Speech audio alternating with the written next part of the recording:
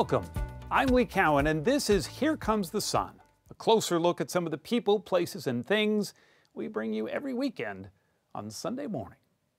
American architect Jeanne Gang is responsible for imaginative buildings all across the country, including a recent addition to New York City's iconic American Museum of Natural History.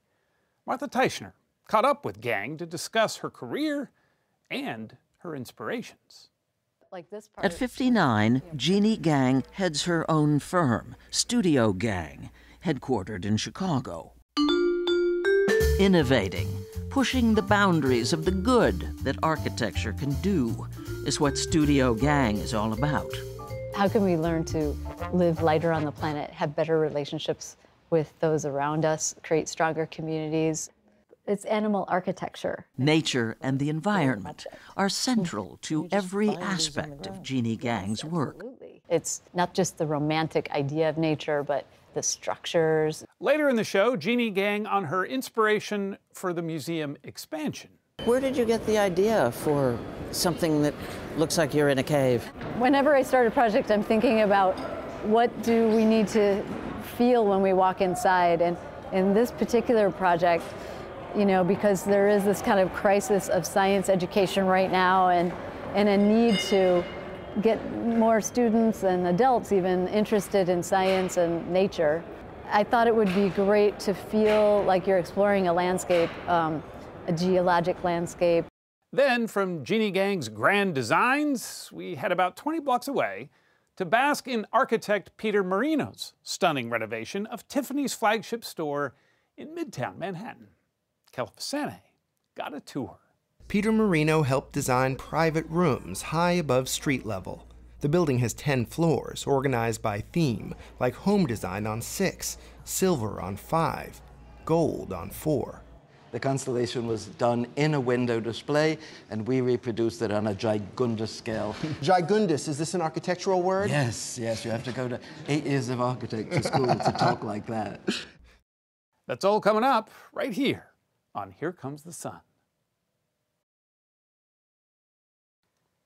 Jeanne Gang broke the mold of the so-called boys' club of American architects, creating museums, parks, and high-rises, including the St. Regis Tower, the tallest structure in the U.S. designed by a woman.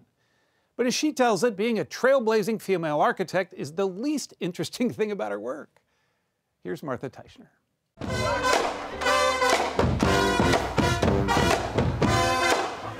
A ribbon cutting.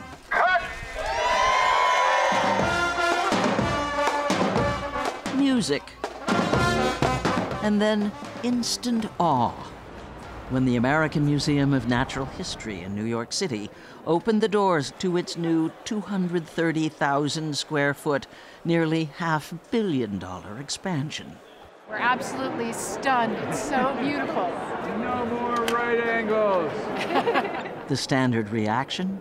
Stop, look up, and start taking pictures of this extraordinary space that seems eroded from rock by wind and water over millennia, not just built.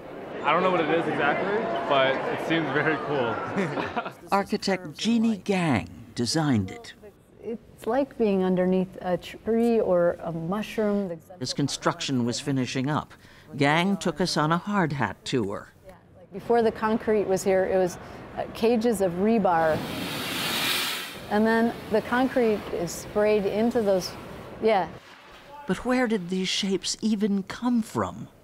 We studied literally flow, like melting ice and other interactions to get the patterns that you can find in nature. We can kind of play with it. Here she is on the roof of her Chicago office. And look at this. Look at the variety of, so it started to give us ideas that are more accidental and kind of natural and incredible.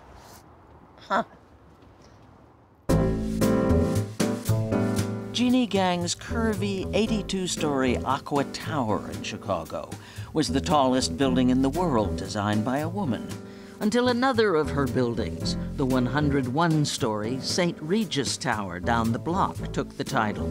meaning Gang had broken into the boys' club of architectural titans whose skyscrapers define the city's storied skyline.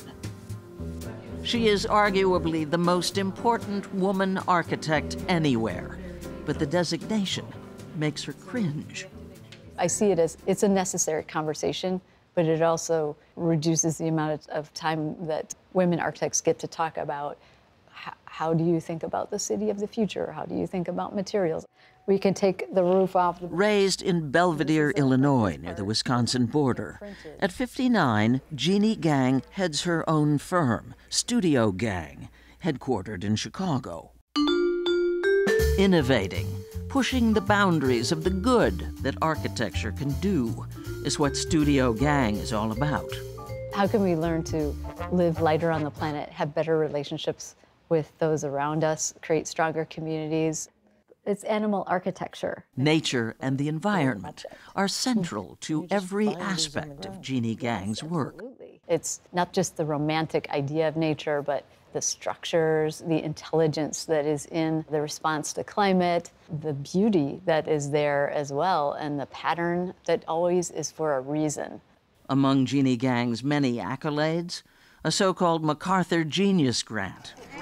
In 2019, she was named to Time magazine's 100 Most Influential People list, and she's a professor at Harvard's Graduate School of Design. It's like a treehouse. Yeah, it gives you that experience, being up in the canopy. She's got bragging rights, so you'd think she'd want to show off her statement skyscrapers. No. The aim of this was to be the most intimate theater around. Instead, she took us to the tiny Writers' Theater in the Chicago suburb of Glencoe. Glencoe didn't have a civic space, and we thought that this lobby could double as that. But how to turn a desolate stretch of the Chicago River into a civic space? I was told that you could smell the river with industrial smell, chemicals, and waste. Yeah. The boathouse Gang designed for the Chicago Parks Department made it a destination. I just feel kind of proud because I know that this boathouse was essential for a transformation along the whole river. It's pretty exciting. So is the new $2.2 billion terminal at Chicago's O'Hare Airport she's working on. Its interior constructed from wood staves, and a complete makeover of the waterfront in Memphis. Is this fun? Yeah. She's just finished a major rethink and expansion of the Arkansas Museum of Fine Arts in Little Rock. This is a kind of stem through the building, or a blossoming out into the park. Again, Jeanne Gang with an architectural flourish, demonstrating how a changed space can result in a changed experience, something new. Just as she did in Chicago's Lincoln Park. We put together a team to redo the whole environment so that it could support nature. Deeper pond, new boardwalk, different plantings, and this. Yes, it was inspired by a milkweed pond. It has a magical effect. It's how it makes us feel around the natural environment and the city. It's all those things together. When it was built in 2010, the pavilion was supposed to be temporary. Now it's an icon, and the expression of everything Jeanne Gang hopes architecture can achieve. You could do a beautiful sculptural building if it doesn't help people connect to each other or connect to their community, then it's not going to work. The beauty is in making it inspiring so people want to come back. Up next, an exclusive excerpt from Martha Teichner's chat with Jeanne Gang, something you can only see right here on CBS News Streaming. Stay with us. I always see buildings as they're almost alive to me. People inhabit them and they set up our relationships to each other and to the environment around. So I think of it as almost alive. As promised, here's more from Jeanne Gang. I have never seen a museum that looked like I'm inside a beehive or an anthill or something. What's this supposed to be? This is the Gilder Center for Science, Education, and Innovation, and it's really, we're inside of a structure that looks organic, but it's actually doing the work of holding up the building around it. So this is almost like a cave or a canyon that actually holds up the building. So, and we're inside of it. So this isn't just for the visual pleasure of the person who comes to the museum. Well, that too, hopefully, but the project is really about kind of finding a place to land this building, because it could only land on certain columns, but then creating a space that would also, it really starts from the inside, coming in to a space that lets you see where you want to go and explore, what interests you, kind of get your curiosity going. And so it turned out that we could make this structure almost like by hollowing it out, almost like a natural system of water, wind, time. And then it holds the building, but you can explore it like in a natural landscape. Where did you get the idea for something that looks like you're in a cave? Whenever I start a project, I'm thinking about what do we need to feel when we walk inside. And in this particular project, because there is this kind of crisis of science education right now, and a need to get more students and adults even interested in science and nature, I thought it would be great to feel like you're exploring a landscape, a geologic landscape. And that kind of feeling always makes me curious, and really allowed us to have these openings where you can see all the different things that the museum has to offer. What was your mandate from the museum? I mean, you have a place where there are existing structures all over the place on this campus. What did the museum say they wanted from you? The museum really wanted a place that would help them to complete their mission, which is about education, research with their existing collections, and innovation. So it's different than some of the other parts of the museum that are very focused on one thing. This is really bringing it all together. So we wanted to expose the vast collections that they have that are used in research, have classrooms, have interactive places where people can see their collections that have never been seen in the public before, like their insects, the butterfly vivarium, so people can experience nature and different. So it's kind of like bringing all those things together with classrooms, with education spaces, and spaces where people can just talk about what they've seen. You talk about flow, and in the big Studio Gang book that I have at home, flow is a big factor in what you describe about it. When you talk about flow, what kind of flow are you talking about? Are you talking about people flow? Are you talking about the flow of swirly designs, or what? Well, for me, flow it's physics. Flow is like a physics subject. It's about people and it's about air. So even like the shape of this space is very purposeful to be take the warm air up high into the space. So it has an environmental role as well. And then flow in the materiality, the concrete itself is fluid when you start with it, and then it hardens. So I see flow is interesting in a physics sense, but it affects almost everything in the living world. Normally, when you hear people talk about a building, you don't hear about that.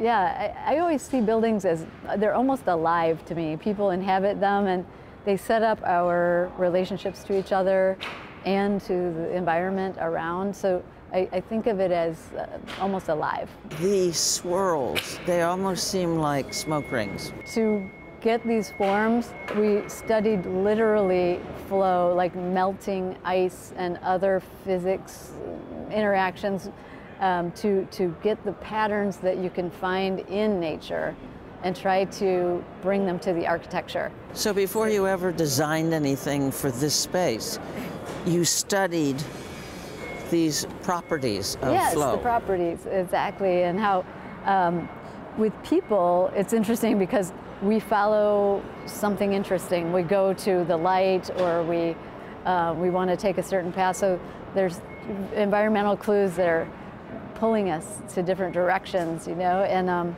so that's a really important part of a museum. And then the physics of the materiality of flow, we were just really wanted to get to the bottom of why these landscapes make us so curious and want to explore, and that really had a resonance with the program here. What were your conclusions? Well, when I see people's face when they come inside, they really look up and they look all around, and I think that's my first clue that it's working.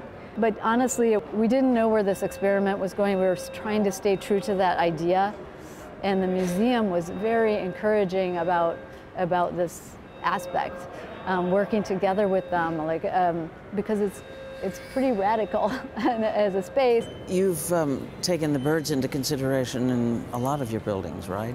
Yes, I discovered very early on by working with ornithologists that there was a big problem with birds and glass in cities, and so it's a very interesting problem to solve because it involves like the way birds see, which is different than humans, and just the transparency of glass and the proliferation of glass in our cities. So there's many different ways to kind of reduce that risk, but making the glass more visible is one of them. Up next, a jewel of a building.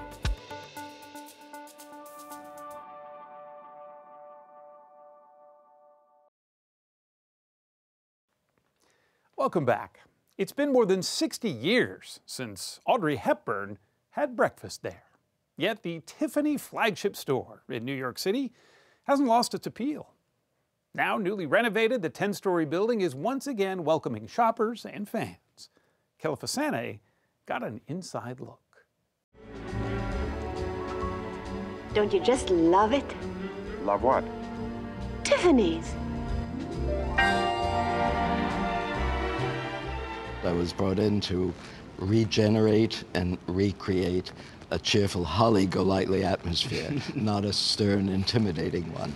Tiffany & Company's flagship headquarters in New York reopened after undergoing a nearly 4-year renovation led by legendary architect Peter Marino. Used to be dark wood, and now it's white marble. I'm seeing Tiffany blue all around the place. Tiffany blue, which is a registered color, this kind of turquoisey blue, which is wonderful. The main floor's big design attraction is 14 video screens, each 19 feet tall. It's meant to be amusing and beautiful. With these images in the windows, you do something that most people can't do, which is you control the weather. Yes, we do. How do you want someone to feel when they walk into the new Tiffany's for the first time? Dazzled. Alexandre Arnault is the 31-year-old executive vice president and the son of the richest man on the planet, Bernard Arnault, who's the founder and CEO of the world's largest luxury goods brand. LVMH bought Tiffany & Company in 2021 for about $16 billion. Isn't it wonderful? Alexandre Arnault was born more than 30 years after Tiffany's most famous customer walked in. Do you have anything for $10? Still, some things at Tiffany haven't changed. The variety of merchandise is rather limited. To be fair, $10 in 1961 is about $101 now. Do you have anything for $101? We don't have jewelry for $101. You can buy perhaps perfume. Tiffany president and CEO Anthony Ledru says the building, though remodeled, remains the bedrock of the company. We're here at the epicenter of the island, Manhattan, splitting east and west, north and south. And it hadn't been renovated since opening in 1940. I think there was really a responsibility to protect what made the identity of this landmark for 83 years. This is an exceptional necklace. Victoria Worth Reynolds is Tiffany's chief gemologist. Like that. The famed Tiffany diamond, discovered in 1877, made a cameo in the 1961 film. And you have this here behind some layers of glass. People can line up to look at it as if it were the Mona Lisa. Yes, it is our Mona Lisa, absolutely. And it has just been reset for the first time in 12 years. The Tiffany diamond is not for sale. So what do we have in here? But just about everything else is. This is what love is all about. This is an exceptional 10-carat, D internally flawless, type 2A diamond. This is a Tiffany diamond at its finest. Now, just roughly speaking, what are we talking about here? New sports car, second home? We're in all of the above. This is a ring that you would dream about. For just such occasions, Peter Marino helped design private rooms high above street level. The building has 10 floors, organized by theme, like home design on 6, silver on 5, gold on 4. The constellation was done in a window display, and we reproduced it on a gigundous scale. Gigundous, is this an architectural word? Yes, yes, you have to go to 8 years of architecture school to talk like that. Finally, there's a penthouse, for times when a private room just isn't private enough. We're up here on the 10th floor, the Sanctum Sanctorum. What we call the VVIP, by invitation only. Up here, you can almost forget that this is a jewelry store. Almost. You should be relaxed, enjoy yourself, and spend a great deal of time. Spend a great deal of something else, too, perhaps. Hopefully, hopefully.